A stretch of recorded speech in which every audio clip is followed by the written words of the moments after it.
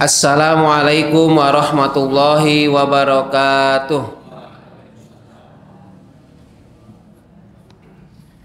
Mari kita awali pengajian pada malam hari ini dengan bersama membaca syahadat disusul raditu billah.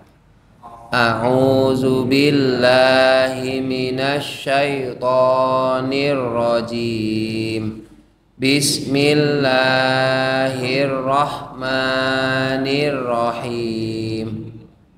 Asyhadu an la ilaha illallah wa asyhadu anna Muhammadan abduhu wa rasuluh.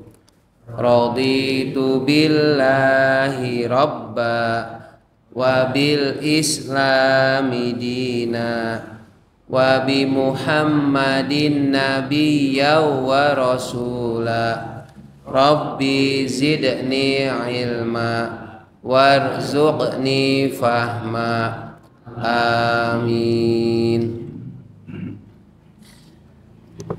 Innal hamdalillah nahmaduhu wa nasta'inuhu wa nastaghfiruh wa na'udzu billahi min sururi anfusina wa min sayyiati a'malina. May yahdihillahu fala mudhillalah wa may yudlil fala hadiyalah. Asyhadu an la ilaha illallah wahdahu la syarikalah wa asyhadu anna Muhammadan abduhu wa rasuluh la nabiyya ba'dah. Allahumma salli ala sayyidina Muhammad salatan taj'alna biha min ahlil ilmi zahiran wa batinan wa tahsyuruna bi'ibadikas sholihin fi dunyana wa ukhrana wa ala alihi wa sahbihi wa sallim. Amma ba'd. Rabbi shrah li sadri wa yassir li amri wahlul 'uqdatam min lisani yafqahu qawli. Ibu bapak jamaah kajian malam Rabu pasolatan di Masjid Nurul Huda 19 rahimakumullah. Mari kita panjatkan syukur alhamdulillah atas limpahan nikmat yang dianugerahkan kepada kita semua. Nikmat iman, terutama nikmat sehat, nikmat kesempatan, nikmat kemauan untuk melakukan sholat maghrib berjamaah di masjid, dan insya Allah menjelang isya kita isi dengan tholabul ilmi. Sholawat dan salam semoga Allah tetap curahkan kepada junjungan kita Nabi Muhammad Sallallahu Alaihi Wasallam, juga kepada keluarganya, para sahabatnya, umatnya yang senantiasa mengikuti ajaran-ajarannya. Hadirin rahimakumullah, hari ini tanggal 25 Juni 2024 ini adalah pertemuan ke-190 untuk kajian malam Rabu pasolatan di Masjid Nurul Huda 19 Glondong ini. Adapun tema yang akan diangkat malam hari ini yaitu as-sholatu nurun. Salat adalah cahaya. Salat itu adalah cahaya. Ini nanti akan bersumber dari setidaknya 2 hadis yang akan kita kaji. Isinya menjelaskan bahwa kemanfaatan salat sebagai cahaya. Hadirin rahimakumullah, sebelum masuk ke sini saya perlu mengingatkan diri saya khususnya hadirin sekalian, beruntunglah kita dijadikan muslim, dijadikan mukmin, dijadikan orang-orang yang suka sholat. Perkara sholat kita itu levelnya masih amatir, misalnya belum sampai ke tahap profesional atau khusyuk, itu tidak masalah. Itu lebih baik dibandingkan yang tidak pernah sholat, yang bukan mukmin, yang bukan muslim. Jenengan kalau membaca surat ayat-ayat Al-Quran kemudian diterjemahkan terkait dengan hari akhir, hari akhirat, itu kebanyakan menceritakan tentang penyesalannya orang-orang yang mengingkari adanya Allah, adanya Al-Quran. Kalau orang yang mengingkari Allah berarti dia tidak pernah sholat. Orang yang demikian jelas bakal masuk ke dalam neraka. Dan neraka itu begitu demikian juga surga kelak di akhirat adalah kholidin, abadi, kekal. Karena dunia yang kita lewati ini sekarang dalam proses dunia menjelang akhirat, bekal untuk akhirat adalah di dunia. Untuk dunia kita butuh ilmu, untuk akhirat pun butuh ilmu. Tetapi dua-duanya dilakukan di dunia. Di akhirat itu tidak ada amalan, tidak ada sholat, tidak ada sedekah, tidak ada zakat, hanya mengharapkan apa yang kita lakukan selama di dunia. Pernah merasakan listrik mati? Pernah. Coba suatu saat ketika listrik mati ataupun keadaan listriknya tidak mati, kita matikan semua lampu. Kemudian biar gelap. Lalu jenengan coba bertahan 5-10 menit. Dalam waktu 1-5 menit sampai 10 menit, jenengan bayangkan seandainya ini gelapnya sampai selamanya bagaimana? Ketika listrik mati, jenengan masih agak tenang, tidak begitu khawatir. Kenapa? Ada kemungkinan listrik nyala. Tetapi begitu di alam kubur, begitu di akhirat, gelap. Gelapnya itu bukan sekedar kita tidak bisa ngapa-ngapain saja, tetapi akan mendapatkan siksa apabila selama di dunia itu tidak punya bekal. Supaya kehidupan di alam kubur terang, tidak merasa gelap, begitupun di akhirat, maka ada usaha yang bisa dilakukan selama di dunia. Baca Al-Quran, sering-sering baca Al-Quran, itu bisa menjadi penerang ketika di alam kubur. Jenengan tidak bisa membayangkan alam kubur itu berarti cuma sepitu itu ya, sedaerah yang kuburan itu. Bukan. Itu adalah versi dunia kita, orang yang di dunia melihat kuburan, maksudnya tempat orang dimakamkan. Tetapi bukan berarti alam kubur itu di bawahnya yang ada makam itu. Nah, kita tidak bisa membayangkan seperti apa karena kita semua masih hidup. Kalau sudah mati, kemudian ada yang hidup lagi, silahkan laporan. Ya. Saya nggak percaya Pak Auud, masa sih di alam kubur itu peteng? Ya sekarang jenengan mati, silahkan. Begitu sudah di alam kubur, ketemu malaikat Munkar Nakir, jenengan minta izin pada Allah atau ke Munkar Nakir. Mohon izin saya kembali ke dunia, mau laporan ke Pak Auud. Bagaimana di alam kubur? Nah sayangnya itu adalah hal yang mustahil. Jadi, nah supaya ada terang maka butuh cahaya. Terang itu jenengan bisa membedakan nanti kalau dikaitannya dengan apa itu hilal ya, mau lihat kemudian matahari awal 1 bulan Komariah, ada istilah dia siroj, nur, itu akan beda-beda maknanya. Sinar, cahaya. Dulu apa itu Pak Fatur Rahman, Oman Fatur Rahman yang ahli falak dari PP Muhammadiyah menjelaskan mengenai cahaya, sinar itu akan ada bedanya. Matahari itu bersinar atau bulan yang bersinar. Yang betul yang mana? Yang bersinar itu dia mempunyai cahaya atau memantulkan cahaya.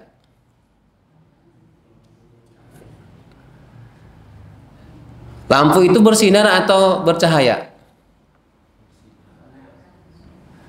Lampu itu bersinar atau bercahaya? Ini maksudnya kalau pas dalam keadaan nyala. Lalu bagaimana kalau dimatikan? Dia tetap bersinar atau tetap menyala? Nah, ini nanti pendekatannya ke sains tentang sinar dan cahaya. Cahaya bulan itu yang kelihatan putih, itu dia tidak punya kekuatan untuk dia hanya punya untuk memantulkan. Beda dengan matahari. Memang dia bercahaya. Jadi dia makanya bisa menyinari bumi. Tetapi kalau bulan itu hanya memantulkan. Demikian bumi kemudian memantulkan ke bulan.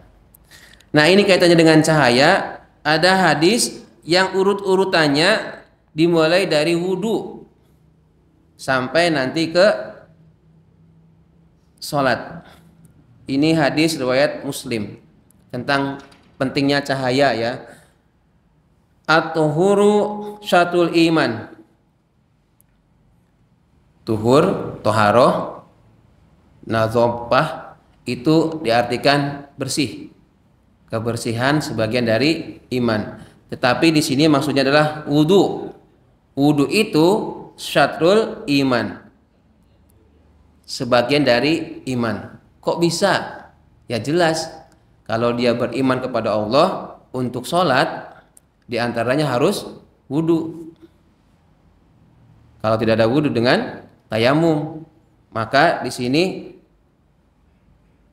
wudu itu sebagian dari iman. Kemudian ada lagi lanjutannya, walhamdulillahi tamla'ul mizan. Walhamdulillah, bacaan tahmid alhamdulillah itu meliputi atau memenuhi timbangan-timbangan. Ucapan kita alhamdulillah itu bakal meliputi, bakal membuat timbangan kita kebaikannya berat. Wa subhanallah walhamdulillah, bacaan tasbih subhanallah dan bacaan tahmid alhamdulillah, tamla'u itu akan meliputi, akan menyelimuti ma bainas samawati wal ardh, di antara langit dan bumi. Ini ucapan ringan subhanallah dan alhamdulillah, tapi dia bisa menutupi, bisa meliputi antara langit dan bumi. Antara langit dengan bumi itu berarti ruang apa? Di atasnya kan, di antaranya itu adalah ruang hampa kan. Jadi disebut ada istilah kolong. Kita di kolong bumi. Kalau kolong kasur itu antara apa dengan apa? Lantai dengan kasur, ya, ranjangnya itu. Kalau pakai ranjang maksudnya ya. Berarti kolong ranjang, ya, bukan kolong kasur. Kalau kasurnya di bawah kan nggak ada kolongnya ya. Kolong ranjang. Nah, ini kalau di antara misalnya ranjang dengan lantai itu akan ada jarak, ruangnya itu jaraknya. Nah, dia ibaratkan di antara bumi dan langit-langit, langit yang 7 itu samawat, itu bisa tertutupi dengan ucapan tahmid, ucapan tasbih dan tahmidnya kita. Artinya saking besar pahalanya ucapan subhanallah walhamdulillah, seolah-olah bisa menutupi langit dan bumi. Ini manfaatnya faedah membaca subhanallah walhamdulillah. Jadi dua kalimat yang ringan diucapkan tetapi berat timbangannya sebagai kebaikan di akhirat, yaitu diantaranya adalah subhanallah dan alhamdulillah. Banyak-banyakin membaca tasbih dan tahmid subhanallah dan alhamdulillah. Nah, ini masuk berikutnya, kalimat berikutnya, wassolatu nurun, dan sholat itu adalah cahaya. Nur. Kenapa bukan disebut diaun atau sirojun? Nur, kata dari kata nur itu banyak, termasuk ini masjidnya Nurul Huda. Dari kata nur bisa diartikan dengan cahaya. Nur cahaya berarti cahaya-cahaya. Ada nama nur cahaya di sini? Nur Cahyo, berarti gabungan antara versi Arab ya Al-Quran dengan versi Jawa. Nur Cahya atau apalagi nur pelita cahaya misalnya kan sama aja ya. Sama aja mengartikan dengan cahaya. Wassolatu nurun, dan sholat adalah cahaya. Saya lanjutkan dulu ya. Wassodaqatu burhanun. Sedekah itu sebagai bukti. Wassobru diyaun. Nah, ini beda lagi. Dan sabar itu sebagai sinar. Diyaun, bukan nurun lagi. Wal Qur'anu, dan Quran itu hujjatun lak, sebagai hujah bagi kalian, au alaika, atau atas kalian. Ini hadis riwayat Muslim. Ini sahih kalau dirujuk mengurangi statusnya. Hadirin rahimakumullah. Kemudian saya sambil baca lagi riwayat Ahmad. Ini ada yang menyebutkan hasan, ada yang menyebutkan dhaif terkait dengan sholat. Khamsun sholawatin, ada 5 sholat fardu. Man hafadho alaihinna, barang siapa yang menjaga sholat yang 5 itu, sholat fardu yang 5, kanas lahu nuron, maka baginya adalah cahaya. Jadi barang siapa yang dia menjaga sholat yang 5 waktu, maka dia akan mendapatkan cahaya. Tidak bisa dimanai bahwa tubuh seorang yang sholat itu, yang suka sholat wajib itu bercahaya, ada sinarnya gitu yang memantul. Seperti di film-film kartun itu kan ada cahaya gitu ya. Ini bukan itu maksudnya. Apa maksudnya? Dijelaskan oleh beberapa ulama. Secara umum yang dimaksud dengan sholat itu adalah cahaya, itu ada 3 makna. Yaitu cahaya ketika di dunia, ketika seorang yang sholat itu di dunia, kemudian ketika seorang itu sudah meninggal di dalam kubur, dan ketika orang itu yang sholat itu dibangkitkan kelak di akhirat. Itu akan bercahaya. Lalu bagaimana ciri atau indikasi dari orang-orang yang bisa dikatakan sholatnya bercahaya? Hadirin rahimakumullah, ini saya mengutip dari pendapatnya Ibnu Rajab. Menurut Ibnu Rajab bahwa sholatnya bagi seorang mukmin di dunia adalah cahaya, terutama untuk hati mereka dan mata batin mereka. Ini agak sedikit filosofi ya, filsafat ini. Tusyriku biha qulubuhum, hatinya bersinar. Istilah syuruk kan ada waktu syuruk. Nah, tusyriku biha, bersinar dengan sholat itu, qulubuhum, hati-hati mereka, hatinya mereka itu akan bersinar. Wastas taniru basairuhum, tastaniru itu satu kata dengan kata nur, cuman ada tambahan dari alif sin taknya, seperti kata istighfar dari gofaro. Jadi istighfar ini naro jadi istasnataniru, yaitu mata batinnya terang, basoir pandangan, tapi dimaknai dengan mata batin. Ini menurut Ibnu Rajab. Jadi mereka yang suka sholat, hati mereka bersinar, yaitu ditandai dengan ada kecenderungan hatinya itu kepada kebaikan, hal-hal yang baik, hal-hal yang benar. Allah akan tunjukkan kepada orang yang suka sholat, menjaga sholat, hatinya bersinar. Dari hati ini kan dia nanti akan memberikan respon dari otak ke hati, nanti lisannya atau arkannya, gerakan yang lain mewujudkan apa yang ada dalam hatinya. Nah, hati orang yang sholat itu akan tusyriku biha qulubuhum, hatinya akan bersinar. Tidak kelihatan hati di sini, organ hati kemudian bersinar terang, tidak. Tapi dia bisa memutuskan, bisa memilih mana yang baik, mana yang tidak baik. Mana yang bukan dilema ya. Jangan pernah mendengar dilema belum? Dilema itu beda ya, harus dipastikan. Yang namanya dilema itu pilihannya antara yang sepadan, yang se-equal ya.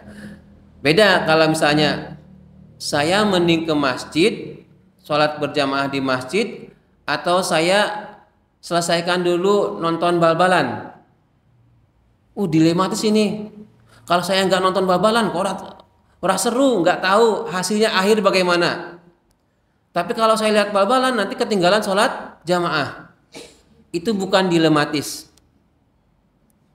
Kalau orang yang dia suka sholat tenanan, maka dia akan meninggalkan nonton bola, kemudian dia menuju masjid atau segera sholat fardunya dikerjakan. Yang dilematis itu yang seimbang. Contohnya bagaimana? Saya mau ke masjid, ke masjid ini atau ke masjid sana. Dua-duanya bagus. Kalau saya misalnya mau ke Masjid Ahmad Dahlan yang di Blok Duhur, itu butuh waktu sekitar 5 menit. Padahal waktu mepet tinggal 2 menit. Seandainya saya ngebut sampai sana, saya kebagian mungkin rakaat ketiga atau rakaat keempat, misalnya sholat isya. Tapi kalau di sini saya bisa dari awal. Itu dilematis karena seimbang pilihannya. Sama-sama mengejar sholat fardu. Maka apa? Kalau orang yang sholatnya bisa bercahaya, tidak lagi ada istilah dilematis. Dia akan tegas di sini, karena ini yang lebih baik, ini yang benar. Ya, jadi istilah dilematis jangan sampai diartikan pilihannya yang misalnya anak saya kalau sama si fulan nanti dagangan saya bangkrut misalnya. Waduh, kalau nggak sama dia nanti anak saya nggak ada laku, nggak ada yang mau misalnya. Itu bukan dilematis itu. Ya, jadi karena pilihan dua-duanya seolah-olah kalau laku atau bangkrut atau tidak lakunya itu seolah-olah apa? Ukurannya untung dan rugi. Kalau menganggap nanti kalau misalkan nggak sama si dia, anak saya nggak laku dong. Itu sama aja dengan mengecilkan Allah. Bukankah yang membuat orang lain tertarik kepada orang lain itu adalah hatinya digerakkan oleh Allah. Ya. Jadi bukan karena si fulan secara ekonomi atau secara sudah bekerja atau bukannya, tapi dilihat dari agamanya ya. Ini terkait dengan milih mantu ya. Ini jodoh ini. Hadiratullah. Kemudian menurut Imam An-Nawawi, yang dimaksud dengan sholat adalah cahaya. Ini kait ngaji hari ini seolah-olah ini ya belum praktek ya, belum praktis, masih ke ke filsafat filosofisnya ya. Wa sholatu nurun, sholat itu cahaya. Fa maknahu, adapun maknanya dari sholat itu cahaya, kata Imam An-Nawawi, annaha, sesungguhnya sholat itu tamna'u minal ma'asi, mencegah dari perbuatan maksiat. Ini jelas kan sholat itu inna sholata tanha 'anil fahsya'i wal munkar. Innaha, sesungguhnya sholat itu tamna'u minal ma'asi, mencegah dari perbuatan maksiat. Berbuat maksiat itu berarti tidak taat kepada Allah. Banyak kita itu secara tidak langsung, secara tidak sadar, banyak tidak taatnya. Kalau kita sampai detil milih mana yang benar dan mana yang tidak benar. Lanjut dulu. Wa tanha 'anil fahsya'i wal munkar. Ini disebutkan lagi. Juga mencegah dari perbuatan keji dan munkar. Wa tahdi ilas shawab. Salat itu sebagai cahaya, artinya dengan salat akan menunjukkan kepada kebenaran. Sholat itu akan menunjukkan orang yang sholat atau musolli kepada kebenaran. Seberapapun sholatnya, itu Allah akan berikan hidayah, kemampuan seorang itu untuk memilih mana yang baik, mana yang benar. Lebih 40 ya, berarti masih ada, nanti biar ada diskusi ini, biar ada tanya jawab.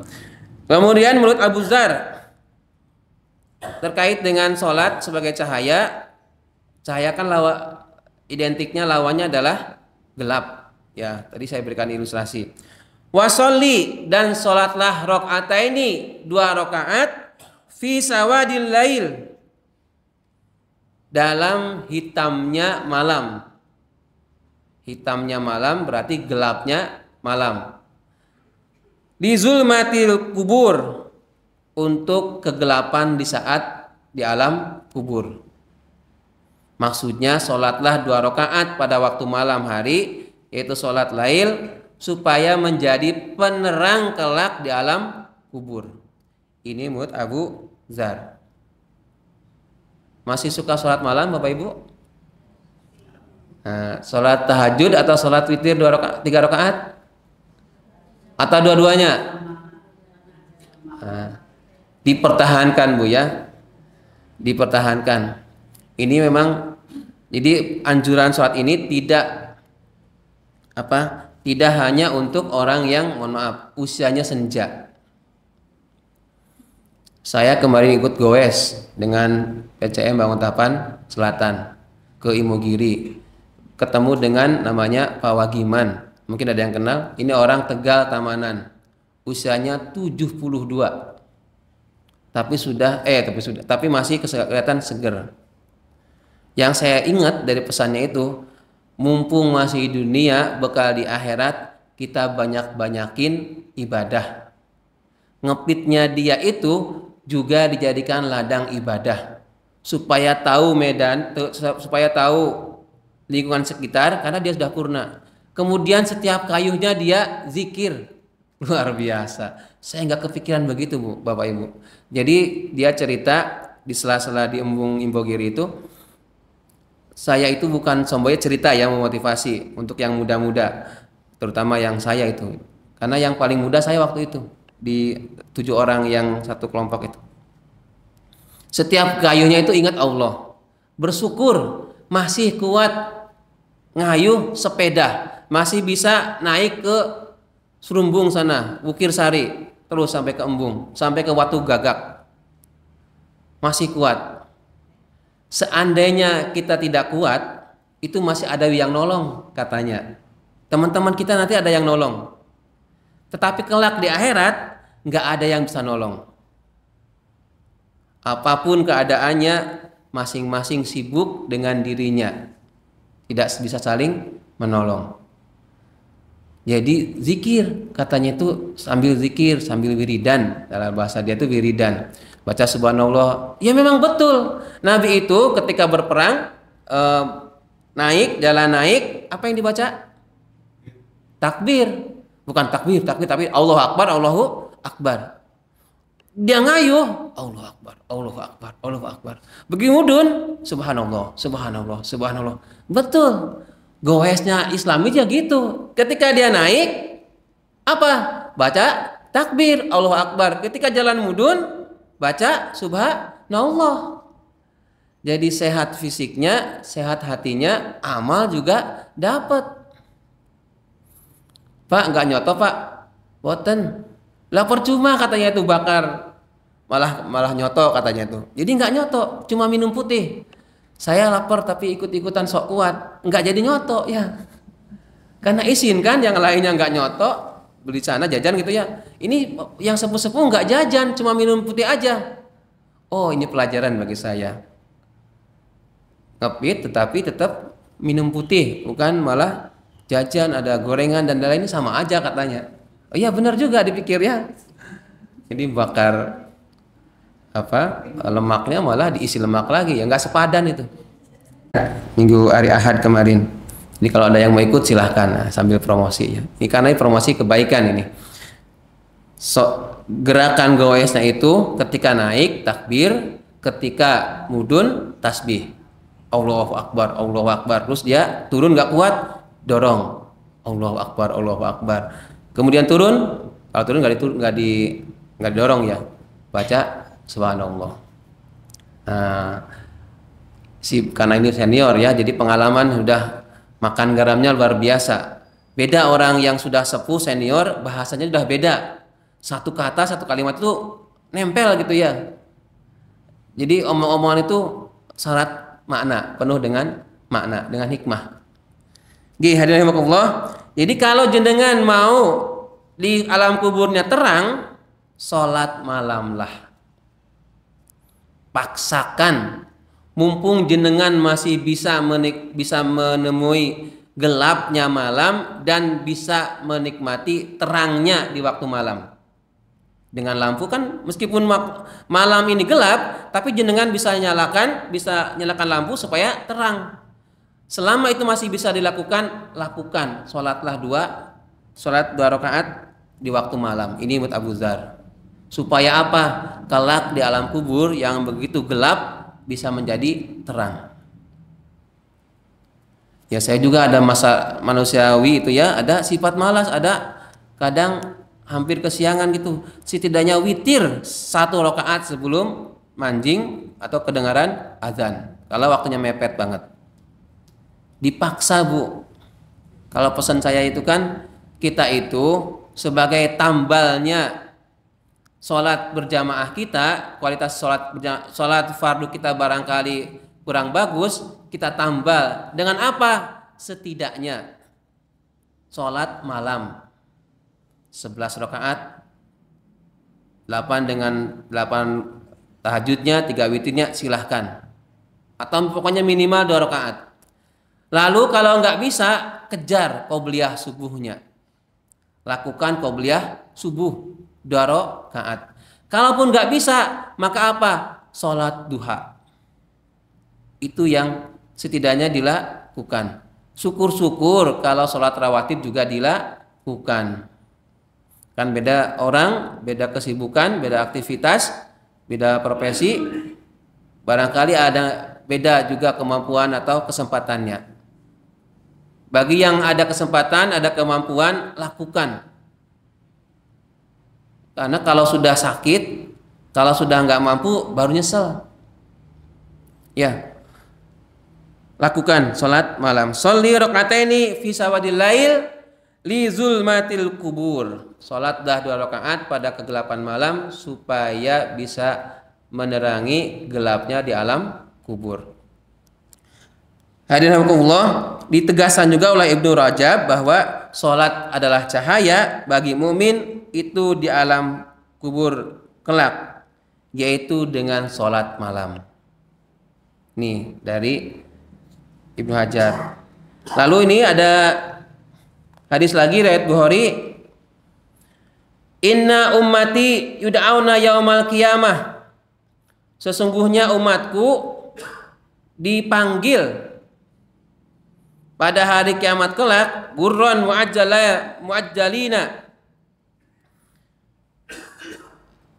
yaitu dengan wajahnya berseri-seri min asaril wudu, dari bekas wudu. Faman istata'a minkum, barang siapa yang dia itu mampu ayyutila gurratahu, untuk memanjangkan atau melebarkan anggota wudu kita, falyaf'al, lakukanlah. Jadi supaya wajah kita berseri-seri kelak di akhirat, bercahaya, bersinar, itu adalah dari wudu, disusul dengan sholat. Makanya bagus kalau ada yang menjaga wudu, itu sudah ada kesempatan kelak di akhirat wajahnya berseri, wajahnya bersinar, sehingga ketika Nabi umatku itu dipanggil, diseru, mau dikumpulkan, gampang milihnya. Oh kae bersinar, baik umatku, bekas wudu, bekas min asaril wudu, dari bekasnya wudu. Silakan ini menjaga wudu. Ini hadis riwayat Bukhari. Oke. Ada waktu 4 menit. Silahkan menambahkan apa yang saya sampaikan barangkali 3 menit atau 2 menit. Hah? 10 menit? Oh 48 bukan 40 itu. Oh 48 ya, ya 10 menit. Silakan. Jadi saya pesan lagi ini penekanannya adalah sholat sebagai cahaya. Ya. Ini mumpung ada kesempatan untuk sholat, maka maksimalkan untuk sholat. Seperti saya ini ngalamin ini. Saya agak terlambat ini, masih aja sempat terlambat terus ini 1 minggu ini. Setelah sholat id itu malah sholatnya kok agak mepet-mepet bahkan terlambat. Itu evaluasi. Ini kenapa ini kok terlambat? Mau presensi ke sekolah itu nggak terlambat, tapi kalau mau menghadap Allah kok terlambat? Berarti presensi aturan pemerintah lebih ditakuti dibandingkan aturannya Allah. Ini introspeksi masing-masing ya. Lebih takut kepada aturan atau sistemnya manusia dibandingkan takut kepada sistemnya Allah. Nauzubillah min dzalik ya. Ini evaluasi. Mungkin ada yang mau menyampaikan, Pak Yanto mau bertanya? Pak tanya. Nggih, Pak Uji. Bacaan apa yang dibaca setelah sholat Jumat itu setelah khotib duduk di yang pertama itu di sela-sela sholat Jumat ini. Iya. Pak Uji. Apa bacaan? Siapa tahu dijadikan shot sama Mas siapa namanya teh? Irfan ya, jadi lupa. Apa yang dibaca makmum ketika sholat Jumat di saat imamnya khotib duduk di antara 2 khutbah? Bacaannya adalah sholawat kemudian berdoa. Jadi begitu si khotib barakallahu li wa lakum fil Qur'anil azim itu sampai duduk, khotibnya ini ibu-ibu nggak sholat Jumat ya, ini bapak-bapak dulu nih. Duduk, si khotib ada yang menyampaikan boleh membaca istighfar, astagfirullah, astagfirullah, astagfirullah, atau tidak baca-baca apapun nggak apa-apa, tidak, duduk, kemudian berdiri lagi, alhamdulillah. Nah, ketika imam ini, khotib ini duduk, maka bacaan yang bisa dilakukan oleh makmum adalah membaca sholawat dan doa. Allahumma sholli ala Muhammad wa ala ali Muhammad. Kemudian doa selagi khotib belum naik untuk khutbah kedua. Baca sholawat Pak. Allahumma sholli ala Muhammad. Mau lengkap boleh. Mau Allahumma sholli ala Muhammad wa ala ali Muhammad. Atau pokoknya baca sholawat kemudian doa. Sampai si khotib itu naik lagi untuk khutbah kedua. Nggih, ngeten. Berikutnya atau ada tambahan? Sinten? Monggo Bu.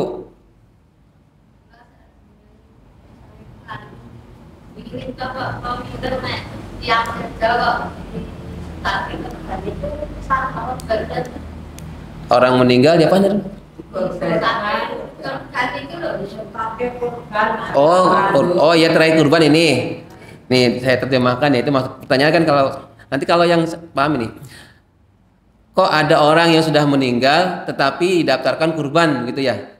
Kurban hewan kan maksudnya. Nggih. Baik. Kurban itu tidak boleh atau tidak bisa untuk orang yang sudah meninggal. Kecuali si orang yang meninggal itu pernah nazar atau pernah berkeinginan mau kurban.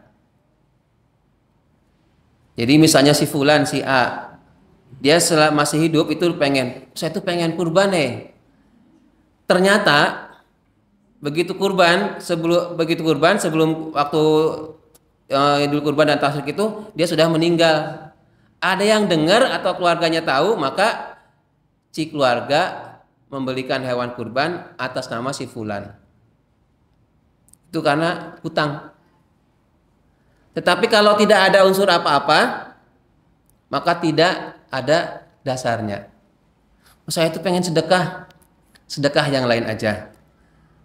Karena kurban itu untuk orang yang sudah meninggal, orang meninggalnya syaratnya adalah pernah bernazar atau pernah berkeinginan untuk kurban. Jadi kalau tidak, saya kan mau orang tua saya misalnya, ini waktu itu saya masih belum mampu, sekarang sudah mampu, sementara orang tua saya belum pernah kurban. Saya mau kurban atas nama orang tua saya, itu nggak bisa ya.